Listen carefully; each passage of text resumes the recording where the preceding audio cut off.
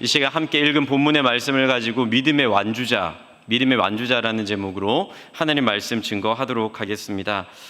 이 자리에 함께 하시는 모든 가정에 하나님의 위로와 평강이 넘쳤으면 좋겠고요. 또 우리 모든 불신 가족들에게는 전도의 문이 열리기를 축복합니다. 제가 서두부터 이렇게 축복하는 이유는요, 내일부터 추석 연휴가 시작되기 때문입니다.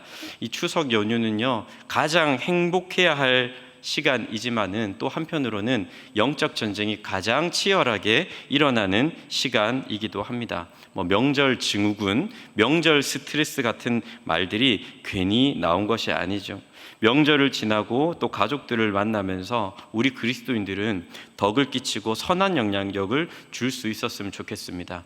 그러기 위해서는 그리스도인인 우리가 먼저 잘 살아야 합니다. 그렇다면 과연 어떻게 사는 것이 잘 사는 것일까요? 저와 여러분은 토끼와 거북이 이야기를 너무나도 잘 아실 겁니다. 이 거북이와 토끼가 달리기 시합을 시작하게 됩니다. 거북이를 제압하기 위해서 토끼는 빠른 속도로 내달리다가 거북이가 보이지 않으니까 낮잠이 들어버렸고, 이 얄미운 거북이는 토끼를 깨우지도 않고 먼저 결승점에 도착하는 이야기 너무나도 잘 아시죠? 그런데 이 승부를 떠나서 토끼와 거북이에게는 다른 목표가 있었던 것 같습니다. 토끼의 목표는 상대방을 이기는 것이었습니다. 거북이를 이기고 제압하는 것이 토끼의 목표였습니다. 그러니까 순식간에 빠른 다리로 거북이를 앞지르자 삶에 대한 의욕과 승부욕이 다 사라져 버리고 낮잠이 들게 되고 말았죠. 그런데 거북이의 목표는 무엇이었을까요? 거북이의 목표는 토끼와 같지 않았습니다. 토끼처럼 토끼를 이기는 것이 만일 거북이의 목표였다면 이미 승부를 포기하고 집으로 돌아갔을 것입니다. 거북이의 목표는 완주였습니다. 토끼가 앞에 있든지 토끼가 그의 뒤에 있든지 그것에 연연하지 않고 자기의 페이스대로 끝까지 경주에 임했고 완주를 하게 되었다라는 것, 우리가 잘 알고 있습니다. 이 단순하고 재미난 이야기 우리들의 신앙에 한번 적용해 볼까요? 믿음 생활을 하면서 우리는 누군가를 이겨야만 한다는 단거리 질주처럼 신앙생활을 생각하는 사람들이 있습니다. 이런 사람들은 예수님을 믿는다라고 하면서 내 안에 성령이 계신다고 확신하면서 기도는 정말 목이 터져라 간절히 하면서도 항상 무언가에 쫓겨 다닙니다.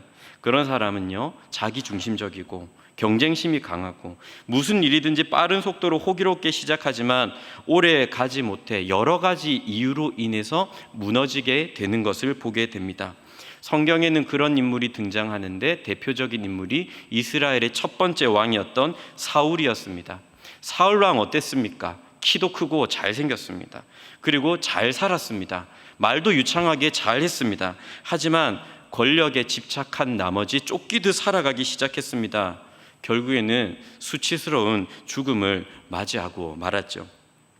우리들의 신앙은요, 결단코 단거리 질주가 아닙니다. 우리들의 신앙은 단거리 질주가 아니라 장거리 경주라는 사실을 우리는 항상 명심해야 되겠습니다. 상대를 이기고 내 것을 지키는 것이 우리들의 목적이 될 수 없습니다. 우리들의 목적은 오로지 완주하는 것이 우리들의 목표입니다. 믿음의 길을 그렇기 때문에 화려하게 걸어가는 것이 중요한 것이 아니라 끝까지 가는 것이 중요한 것입니다. 순간의 속력보다는 꾸준한 페이스 유지가 우리들에게는 중요합니다. 이 믿음의 기나긴 경주를 해 나가다가 우리가 숨이 찰 때가 있죠. 숨이 차면 속도를 조금 늦추고 숨을 고르면 됩니다. 장애물을 만날 때가 참 많죠. 그런데 장애물이 보이면 그것을 조용히 넘어가면 되는 것입니다. 그런데 우리가 읽은 본문인 이 히브리서 말씀의 수신자들은요, 이 믿음의 경주에서 굉장히 지쳐하고 힘들어했던 것을 우리는 발견할 수 있습니다. 아마 그들은 AD 60년 초에 로마에서 살았던 유대계 그리스도인으로 보입니다. 그들은 로마 사회에서 공공연하게 예수님을 믿는 믿음 때문에 모욕과 수치를 당했던 사람들이었습니다. 그래서 그들은 이 합법적인 종교인 그들이 과거에 속해 있었던 유대교로 돌아가서 로마의 박해를 피하고 싶어 했습니다. 그런데 문제는 무엇입니까? 그러는 가운데 그들의 신앙이 굉장히 정체되어져 있게 되었던 것입니다. 더 이상 그들이 신앙이 자라지 않고 성장하지 않았던 것입니다. 그 현실을 히브리서 5장 15절에서는 이렇게 말씀합니다. 우리 한번 같이 읽도록 하겠습니다. 시작. 때가 오래되었으므로 너희가 마땅히 선생이 되었을 터인데 너희가 다시 하나님의 말씀의 초보에 대하여 누구에게서 가르침을 받아야 할 처지이니 단단한 음식은 못 먹고 젖이나 먹어야 할 자가 되었도다. 이미 시간으로 따지자면 교사가 되어서 누군가에게 하나님의 말씀을 가르치고 있어야 할 그들이 여전히 학생의 자리에 있다는 것입니다. 쉬운 길을 찾으며 말씀을 새겨 듣지 않았기 때문입니다. 단단한 음식을 먹으며 그것을 소화시켜서 정말 성장하고 자라고 성숙해야 할 그들이었는데 여전히 젖이나 먹고 있는 어린아이의 신앙에 머무르고 있었던 것이 이 히브리서 말씀을 받는 수신자들의 모습이었습니다. 히브리서 2장 말씀을 가만히 읽어보면요, 마치 그들의 모습은 바다 위를 둥둥 떠내려가는 종이배처럼 그들의 신앙이 굉장히 가벼워져 있음을 우리는 발견하게 됩니다.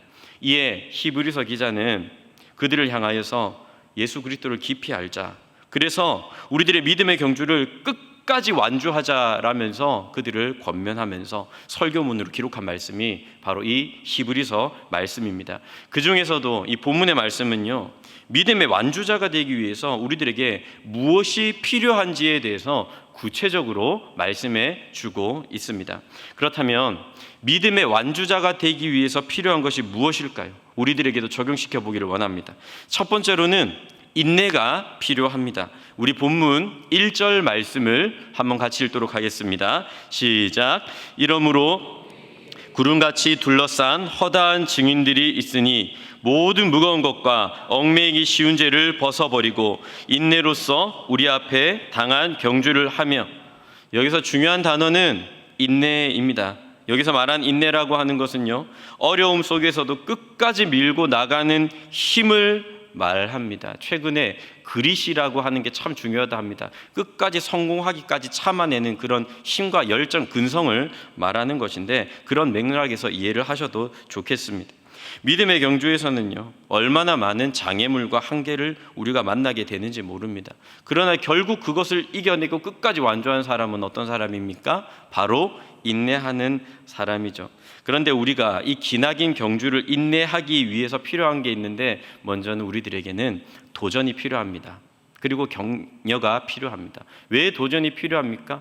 우리가 끊임없이 동기부여가 되지 않고 우리가 표대가 보이지 않고서는 이 길을 계속해서 달려갈 만한 내적인 힘을 얻을 수가 없기 때문입니다. 더불어서 격려가 필요한 것은요, 우린 이 신앙의 경주를 이어나가지만 결단코 혼자서 걷는 길이 아니기 때문입니다. 사람의 격려도 필요하고요, 누군가의 응원도 필요하고요, 누군가의 칭찬과 힘도 필요하게 되는 것입니다. 하나님께서는 이 도전과 격려를 줄 수 있는 사람들을 준비시켜 주셨는데, 그 사람들이 히브리서 11장 말씀에 잘 기록이 되어 있습니다. 앞서서 히브리서 11장에서는요, 믿음의 완주자가 되었던 구약의 선조들을 기록해 두었습니다. 그들의 존재는 1세기 당시를 살아갔던 신자들에게 도전과 격려를 주기에 충분했습니다. 히브리서 11장 말씀은 그들 한 사람 한 사람의 믿음을 칭찬하면서 심지어 그들이 세상이 감당치 못할 사람이라고까지 평가를 내리고 있습니다. 하지만 구약 성경 말씀을 몇 면을 가만히 읽어보십시오. 그들의 모습은 어떻습니까? 오늘날 살아가는 우리들의 모습과 별반 다르지 않습니다. 그들도 연약했고 그들은 굉장히 심각한 죄악을 저지르기도 했습니다. 그럼에도 불구하고 이 믿음의 경주를 끝까지 완주한 것은요, 그들의 의지가 강해서 그들이 뭔가 탁월함이 있어서가 아닙니다. 하나님께서 다 하신 것입니다. 그들이 낙심될 때마다, 지칠 때마다 하나님께서 찾아가 설득하시고, 그들이 넘어져 있을 때는 일으켜 세워주시고, 그들에게 힘이 없을 때는 힘을 주시사 끝까지 견인해 나가셨기 때문에 그들이 믿음의 완주를 할 수 있게 되었던 것입니다. 그런 그들을 향해서 오늘 본문 1절 말씀에서는 구름같이 둘러싼 허다한 증인들이라고 기록을 하고 있습니다. 이 표현은 헬라어로 경기장을 가득 채운 관중들을 가리킬 때 사용했던 말입니다. 이제 관중석을 가득 채운 증인들은 믿음의 경주를 이어나가는 신자들을 향해서 그들의 삶을 통해 도전을 주고 격려를 하며 어려움을 이길 만한 능력을 불어넣고 있는 것입니다. 만일 여러분 한번 상상해 봅니다. 신자들이 신앙의 경주를 열심히 이어나가고 있습니다. 관중석에 있는 히브리서 11장에 등장하는 구약의 믿음의 사람들이 응원을 하면서 어떤 이야기를 해주었을까? 저는 오늘 본문의 말씀을 가만히 묵상하면서 이런 응원을 하지 않았을까 생각합니다. 무서워하지 말고 두려워하지도 마라. 하나님께서 다 하실 거야. 나도 하나님이 다 하셨어. 너희도 하나님이 다 하실 거야 라고 그들을 응원하지 않았을까? 한번 추측해 보기도 합니다. 우리들의 믿음의 길이라는 게 바로 그런 것이죠. 우리가 하는 것 아닙니다. 하나님이 하시는 것입니다. 하나님이 다 하시는 것입니다. 하나님이 끝까지 데리고 가시는 것이 바로 이 믿음의 길입니다. 그리고 우리가 인내하기 위해서는요, 우리들의 몸이 가벼워야 합니다. 당시의 그리스 마라톤 선수들은 옷을 하나도 걸치지 않고 경주에 임했다고 합니다. 무거운 몸으로는 뛰기가 힘들고 이 무거운 몸을 가지고 뛴다라고 할지라도 우리는 금방 지쳐 쓰러지게 될 것입니다. 오늘 말씀에 신자는 무거운 짐과 얽매기 쉬운 죄를 벗어버려야 한다라고 말씀을 하고 있습니다. 우리들에게 영적인 다이어트가 필요하다라고 말씀을 하고 있습니다. 이 자리에 계신 모든 성도님들 중에서는 저를 포함해서 다이어트를 단 한 번도 시도해보지 않으신 분이 없으실 줄로 압니다. 저도 최근에 살쪘다는 이야기를 너무나도 많이 들어가지고 다이어트를 하기 위해서 노력을 하고 있습니다. 오늘 말씀을 묵상하는데 불현듯 떠올랐습니다. 지금까지 내 몸을 무겁게 했던 것들은 무엇일까? 잘못된 수면 습관일까? 식습관일까? 아니면 운동량이 부족했던 것일까? 곰곰이 생각하면서 제 머리를 스쳐 지나가는 그림이 하나 있었습니다. 그것은 다름 아닌 빵이었습니다. 저는 하얀 크림빵을 굉장히 좋아하거든요. 스트레스를 받고 힘들 때마다 크림빵이 저에게 얼마나 달달한 위로를 줬는지 모릅니다. 그 빵을 먹고 쌓이다 보니까 몸이 무거워지고 불어나게 된 것을 발견하게 되었습니다. 성도 여러분, 저한테 빵 주시면 안 됩니다. 예, 우리 정상대 목사님에게도 빵 주지 마시고 신광선 목사님에게도 빵 주지 마십시오. 저희는 살이 찌게 됩니다. 신앙의 경주에 있어서 우리들의 몸을 무겁게 하는 것은 무엇이 있을까요? 또 한 번 달콤함을 맛보면 빠져나오기 어려운 얽매이기 쉬운 죄는 무엇이 있을까요? 여러분, 무거운 몸을 가지고는 죄의 얽매인 상태로는 우리가 이 신앙의 경주를 끝까지 완주할 수 없다는 사실을 기억해야 합니다. 내려놓아야 할 것들을 여전히 손에 쥐고 있다면, 이제는 좀 끊어버려야 할 것들을 여전히 즐기고 있다면 우리에게 나타나는 증상이 있는데 자주 무기력해질 수밖에 없습니다. 내려놓아야 합니다. 끊어버려야 합니다. 믿음의 완주자는 가벼운 몸을 가지고 이 신앙의 선배들에게 도전과 격려를 받으면서 인내로서 이 신앙의 경주를 끝까지 완주해 나가야 하는 것입니다. 두 번째로 오늘 본문의 말씀에서는요, 믿음의 완주자가 되기 위해서 우리들의 필요한 것이 예수님께 시선을 고정하는 것이다라고 말씀을 하고 있습니다. 오늘 본문 2절 말씀 같이 읽도록 하겠습니다. 2절입니다. 시작. 믿음의 주요 또 온전하게 하시는 이인 예수를 바라보자. 그는 그 앞에 있는 기쁨을 위하여 십자가를 참으사 부끄러움을 개의치 아니하시더니 하나님 보좌 우편에 앉으셨느니라. 경주에 임할 때는 목표 지점을 분명히 하고 코스를 벗어나지 말아야 합니다. 우리들의 목적지는 어디입니까? 우리들의 인생 목표는 무엇입니까? 그것은 오로지 하나, 성경에서 가르쳐주는 것은요, 바로 예수 그리스도입니다.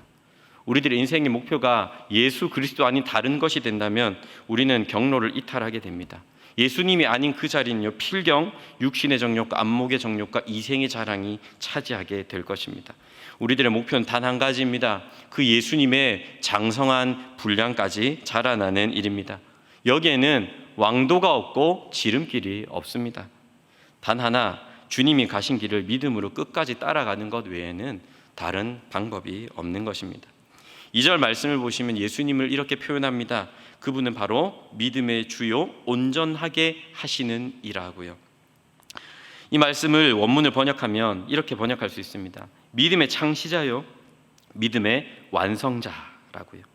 예수님은 이 믿음의 코스를 직접 만드시고 그 코스를 처음으로 완주하신 분이십니다. 신앙의 경주 가운데 있는 우리를 도우셔서 경주하는 사람 한 사람 한 사람이 끝까지 완주하도록 완성하시는 이 믿음의 완성자가 되십니다. 그러므로 이 경주는 단 하나 중요한 것이 있습니다. 오직 예수님을 바라보는데 모든 것이 달려 있습니다. 그분이 만드셨고 그분이 가셨고 그분이 도우시는 길이라면 우리는 단 하나 그분만 바라보며 달려야 하는 것입니다. 2절 말씀에 바라보다라는 말은요, 시선을 고정시킨다라는 뜻입니다. 영어로 픽스입니다. 시선을 온전히 고정시키고 주님 그분만 바라보면서 우리들의 신앙의 경주를 달려가자라는 것입니다. 특별히 우리는 예수님의 인내와 예수님의 사랑에 우리들의 시선을 고정시켜야 합니다. 주님은 그 앞에 있는 기쁨을 위하여 이 십자가를 참으셨다라고 말씀을 하고 있죠. 1세기 당시는요, 명예와 수치가 그들의 생활 원리였습니다. 쉽게 말해 명예는 얻어야만 했고 수치는 피해야만 하는 것이 1세기를 살아갔던 사람들의 생활 원리였습니다. 그런데 예수님의 십자가는 어떤 십자가였습니까? 가지고 있던 명예는 모조리 버리고 수치는 홀로 다 뒤집어 쓰시는 것이 바로 그 십자가였습니다. 인간이 당할 수 있는 최대한의 고통이었고 인간이 뒤집어 쓸 수 있는 가장 많은 양의 수치였습니다. 그런데 우리가 읽은 말씀에서는 이렇게 기록하죠. 예수님께서 그 수치를 개의치 않으셨다라고요. 왜 예수님께서 그 수치를, 그 참혹한 십자가의 고통을 개의치 않으신 것입니까? 그 앞에 있는 기쁨 때문이라고 말씀을 합니다. 그 앞에 있는 기쁨이 예수님께서 당하시는 수치보다도 훨씬 더 컸기 때문입니다. 그렇다면 인류 역사상 가장 참혹한 형벌인 이 십자가라는 수치를 개의치 않을 만큼의 기쁨이라는 것은 도대체 얼마나 크고 얼마나 놀라운 것일까요? 그것보다 그 기쁨이 도대체 무엇이길래 예수님께서는 당신의 모든 것들을 다 바쳐 주신 것일까요? 우리 옆에 분들과 이렇게 인사하도록 하겠습니다. 바로 당신입니다. 예수님에게 있어서 가장 큰 기쁨 다른 게 아닙니다. 바로 예수 그리스도로 인하여 구원받은 저와 여러분이 예수님은 수치를 참으실 만큼의 큰 기쁨이었다라는 사실입니다. 우리를 바라보시는 예수님은요, 최대한으로 기쁘신 것입니다. 때론 우리는 그렇게 생각합니다. 하나님께서 나에게 뭔가 화가 나 계신 것은 아닐까? 지은 죄가 너무 많으니까 그렇죠. 그러나 그리스도 예수 안에 있는 우리를 바라보시는 주님의 시선은 어떠합니까? 그 기쁨을 이기지 못합니다. 두 손 들어 축복하시고 우리를 향해서 웃는 낯을 보여주시고 은혜의 빛을 우리들에게 비추어 주시는 그분이 바로 우리가 믿는 우리 주 예수 그리스도이시라는 사실을 확신하시길 바랍니다. 오늘 3절 말씀은 이렇게 말씀하죠. 너희가 피곤하여 낙심하지 않기 위하여 죄인들이 이같이 자기에게 거역한 일을 참으신 일을 생각하라고요. 우리는 3절 서두의 말씀처럼요, 자주 피곤해 지칩니다. 자주 낙심합니다. 요즘 말로 번아웃이 심심하면 찾아옵니다. 우리는 일이 많고 분주하고 환경이 나빠서 그렇다라고 생각을 합니다. 그런데 3절 말씀은 그게 아니라고 말씀을 합니다. 죄인들의 적대 행위를 참으신 예수님을 한번 생각해보라, 신중하게 평가해보라고 말합니다. 그분의 한량없는 은혜와 인내를 기억해 보라고 말합니다. 우리들에게 진정으로 신앙의 번아웃이 계속해서 찾아오는 이유는 무엇입니까? 우리가 자주 피곤하고 낙심에 지치는 이유는 무엇입니까? 그 근본적인 이유는 우리가 일이 많다거나 우리들의 삶이 너무나도 각박하기 때문이 아니라 본문은 분명히 말합니다. 우리가 예수님께 시선을 온전히 고정시키지 못하고 있기 때문입니다. 금방 지치고 금방 낙심하고 금방 넘어지는 이유는 우리들의 시선이 온전히 그분께 고정되어 있지 않기 때문이라 말씀을 하고 있습니다. 그러므로 우리는 주님을 향해 우리들의 시선을 고정해야 합니다. 우리가 주님께 시선을 고정하고 있을 때 우리는 깨닫게 되고 알게 되는 것이 있죠. 그분이 우리를 얼마나 사랑하고 계신지를, 그리고 또 그분이 우리를 얼마나 생각하고 계신지를, 그분이 우리들의 삶 가운데 얼마나 세밀하게 간섭하시고 합력하여 선을 이루고 계신지를 우리는 볼 수가 있는 것입니다. 그 예수님을 묵상하면 묵상할수록, 그분께 나아가면 나아갈수록 우리들에게 새롭게 생겨나는 게 있는데 새 은혜와 새 힘입니다. 주님을 생각할수록, 주님을 묵상할수록 우리는 기쁨이 차고 넘쳐서 새 힘을 얻게 되는 것입니다. 우리는 그 예수님의 마음을 본받고 또 그분의 손과 발이 되어서 그분의 나라를 세워 나가야 합니다. 억지나 인색함이 아니라 기쁨과 감사함으로 말이죠. 이 신앙의 경주가 피곤하게 느껴지고 마음이 무거워질 때가 찾아올 수도 있습니다. 하지만 그럴지라도 예수님을 바라본다면 우리는 새 은혜를 얻어서 이 믿음의 경주를 끝까지 완주할 수 있게 될 것입니다. 여러분, 어디에 시선을 두고 살아가고 계십니까? 우리들의 시선을 돌려, 우리들의 눈을 돌려 예수님을 바라봅시다. 그리고 그분을 깊이 생각합시다. 우리들의 시선을 온전히 그분께 고정하며 나아갈 때 우리는 믿음의 완주자가 될 수 있는 것입니다. 마지막 세 번째로 우리들이 믿음의 완주자가 되기 위해서는 훈육을 달게 받아야 한다라고 본문에서는 말씀을 하고 있습니다. 오늘 본문 6절에서 8절은 이렇게 말씀합니다. 주께서 그 사랑하시는 자를 징계하시고 그가 받아들이시는 아들마다 채찍질하심이라 하였으니 너희가 참음은 징계를 받기 위함이라. 하나님이 아들과 같이 너희를 대우하시나니 어찌 아버지가 징계하지 않는 아들이 있으리요. 징계는 다 받는 것이거늘 너희에게 없으며 사생자요 친아들이 아니니라. 이 히브리서 말씀을 받는 수신자들은 시간이 제법 지났음에도 불구하고 믿음의 기초 단계에 머물러 있었습니다. 그들은 죄와 싸우기는 하였지만 피 흘리기까지 저항하지는 않았습니다. 그리고 권면하신 말씀도 잊어버리고 살았습니다. 특히 그들은 고난, 징계에 대해서 바르게 이해하지 못했습니다. 당시의 로마에서는 세상 종교는 고난을 조물주의 냉대로 이해했습니다.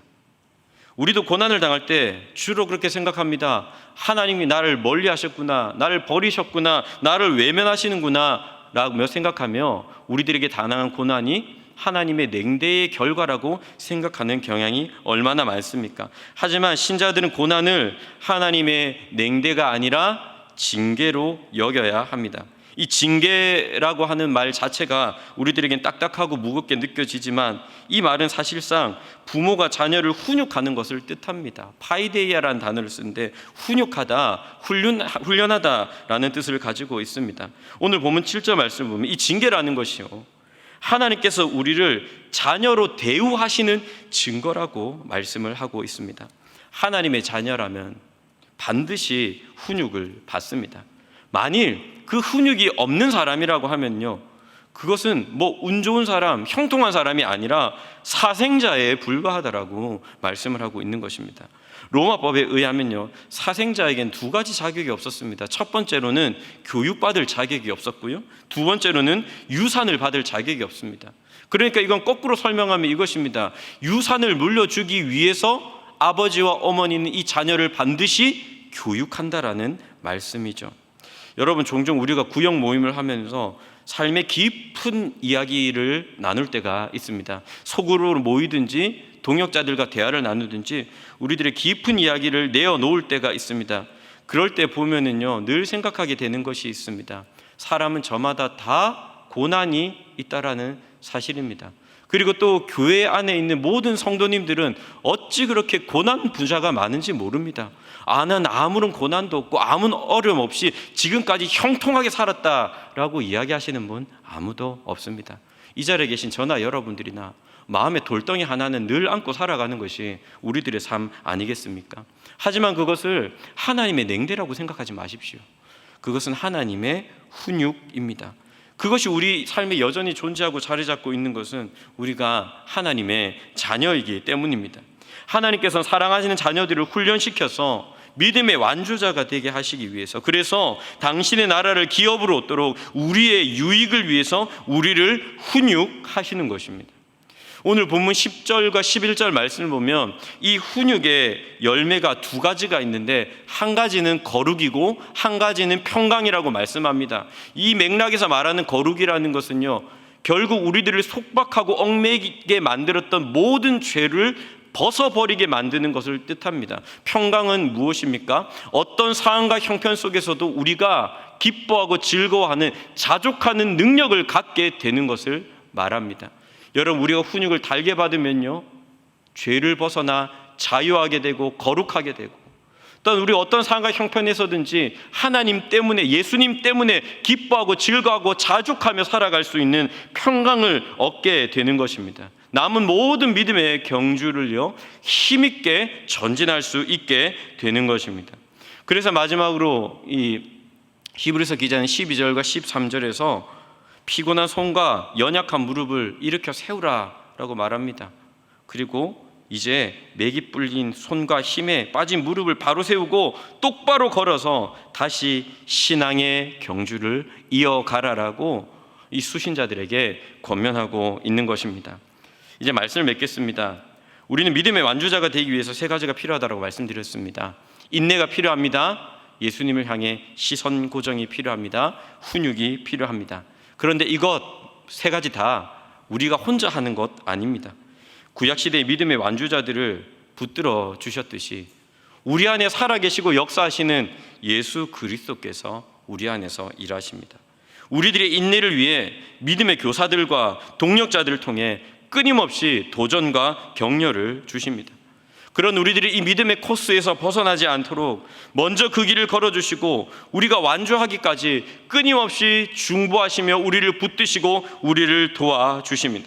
우리가 이 믿음의 길에서 이탈하지 않도록 훈육을 통해 우리를 강하게 하시고 바르게 하십니다. 사랑하는 여러분, 예수님께서 우리들의 모든 신앙 여정에 함께 하심을 믿으십시오. 우리가 선한 싸움을 싸우고 믿음의 경주를 마치는 그날에 썩지 않고 더럽지 않고 새하지 아니하는 하나님의 나라에서 의의 면류관을 주실 그 주님을 바라봅시다. 또 그 하나님의 나라에서 이 면류관을 벗어던지고 기쁨과 감사와 감격으로 예배할 그날을 바라봅시다. 그날을 바라보면서 이 믿음의 경주를 끝마치지 아니하고 끝까지 완주하며 나아가는 그것이 바로 우리가 잘 사는 법입니다.